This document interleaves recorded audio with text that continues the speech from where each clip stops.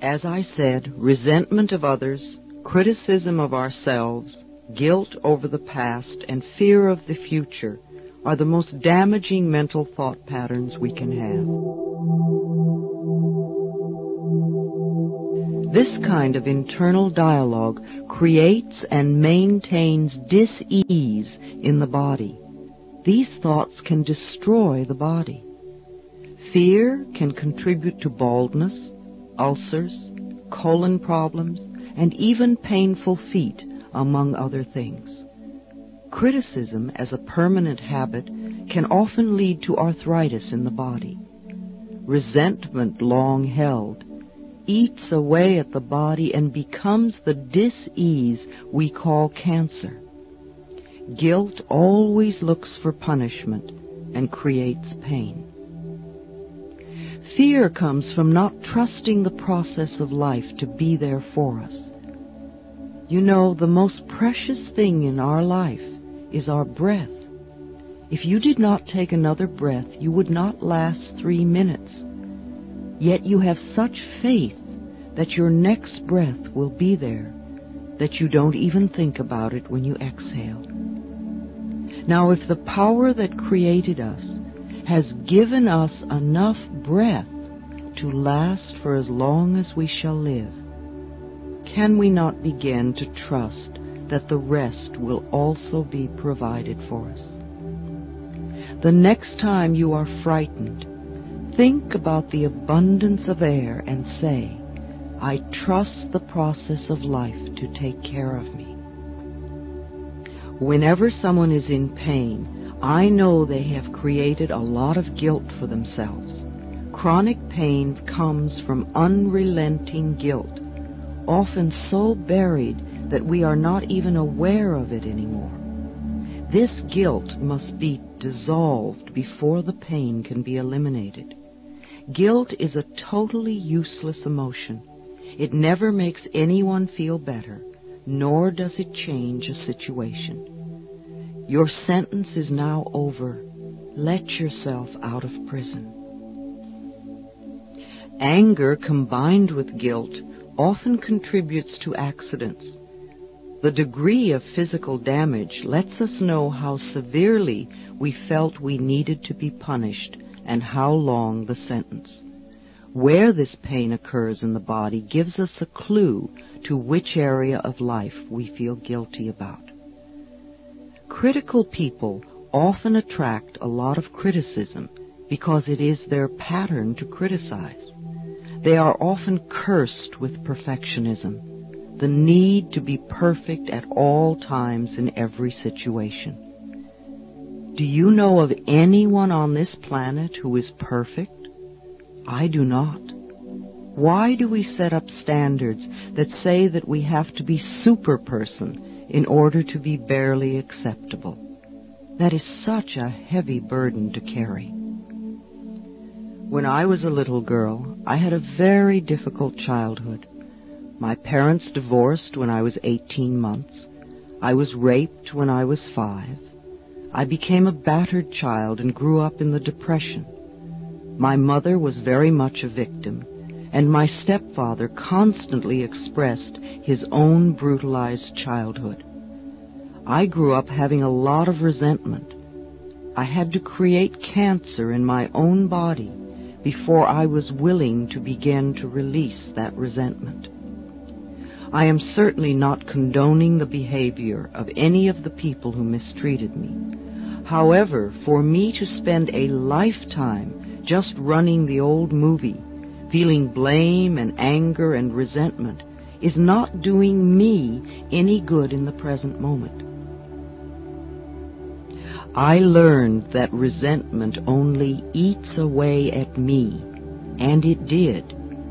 In my case, holding on to old blame and feeling resentful for all that they did to me helped to create my disease.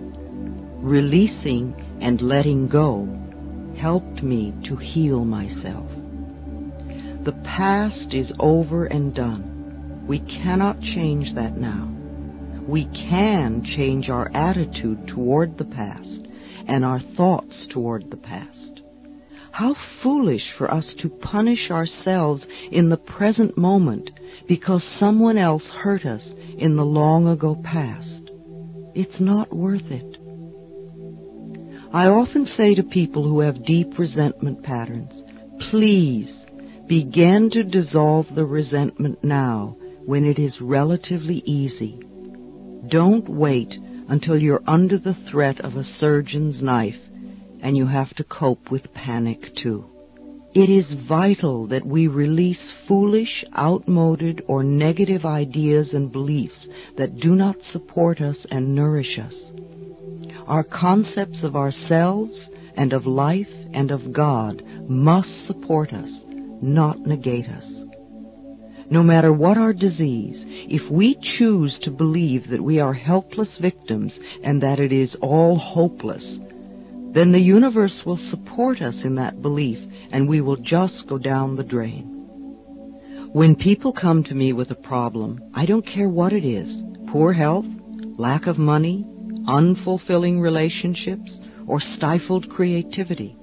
There is only one thing I ever work on, and that is loving the self. I find that when we really love and accept and approve of ourselves exactly as we are, then everything in life flows. It is like little miracles are everywhere. Our health improves, we attract more money, we have better relationships, we begin to express ourselves creatively. I often ask people to look in the mirror and say, I love and accept myself exactly as I am. When they can't do it, or won't do it, or find it painful or silly, then I know they are killing themselves with their own critical thoughts. Do this exercise in a mirror. See what comes up in your mind. Notice how you feel. This may be the center of your problem. Resenting, criticizing, or fearing others, and not being willing to love and accept yourself. When we won't love ourselves, it just means that we are still believing the old limitations that someone taught us many years ago. Usually that person was someone who did not know how to make their own life work. But remember, your limiting beliefs are only thoughts, and thoughts can be changed. Let's change them now. The only thing you ever have control over is your current thought. Loving ourselves, to me, begins with never, ever, ever criticizing ourselves for anything. Criticism only locks us into the very pattern we are trying to change. Understanding and being gentle with ourselves helps us move out of it. After all, you have been criticizing yourself for years, and it hasn't worked. Let's try approving of yourself and see what happens. Self-approval and self-acceptance, right here and right now, are the keys to positive changes. It is also important that we release the past and be at least willing to forgive. Love is always the answer to healing and health, and the road to love is through forgiveness. It is imperative for our own healing that we release the past and forgive everyone. We may not know how to forgive, and we may not want to forgive. But because we say we are willing to forgive, we begin the healing process. We do not have to know how to forgive. All we need to do is to be willing to forgive. The universe will take care of the hows. The Course in Miracles says that all disease comes from a state of non-forgiveness, and that whenever we are ill, we need to look around to see who it is that we need to forgive. I know that the very person you find it hardest to forgive is the one you need to let go of the most. Forgiveness means giving up, letting go. It has nothing to do with condoning behavior. It's just letting the whole experience go and coming into the present moment. We understand our pain so well. How hard it is for most of us to understand that they were also in pain and doing the best they could with the understanding and awareness and knowledge they had. In order to heal ourselves, we need to be willing to change our thinking, to forgive others, and to learn to love and accept ourselves more.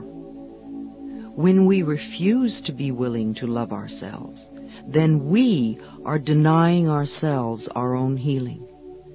Self-acceptance and self-approval in the now are the keys to positive changes in our future.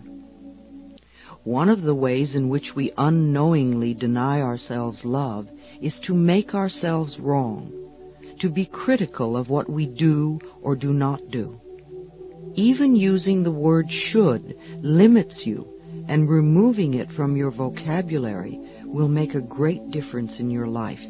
It certainly has in mine. Let's take the word should and discard it forever, never to be heard of again. Should is a word that makes a prisoner of us. Every time we use should, we are either making ourselves wrong or someone else wrong. We are in effect saying not good enough, or you have failed, or you are going to fail, or just wrong. Begin to listen to how often this word is used and how crippling it is.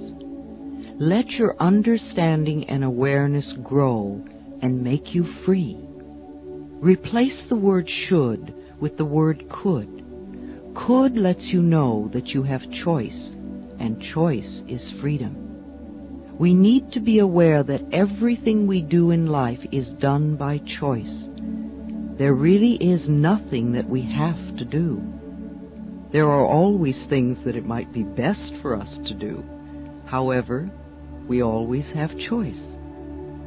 So now every time you hear yourself using the word should, let a red light go off in your mind. Then gently allow yourself to release it and let it go. Please don't use eliminating should as another excuse to get angry at yourself. All we want is understanding and awareness. Then things will drop away by themselves. You might notice, oh dear, it's 27 times today I've said should. No wonder I'm such a rigid person. Now that would be understanding and awareness and the road to freedom. One of the worst things we can do is to get angry at ourselves. Anger only locks us more rigidly into our patterns. Sometimes we think we have to be angry at ourselves in order to change. You may have been angry at yourself and scolding yourself for years, and still you haven't changed. That is not the way to do it. Think of what happens when we yell and scream at a tiny child. All the joy goes out of their life. And if we yell and scream at them long enough, they literally shrivel and sit in corners, or they tear up the room. The same things happen to the little child within us when we get angry at ourselves.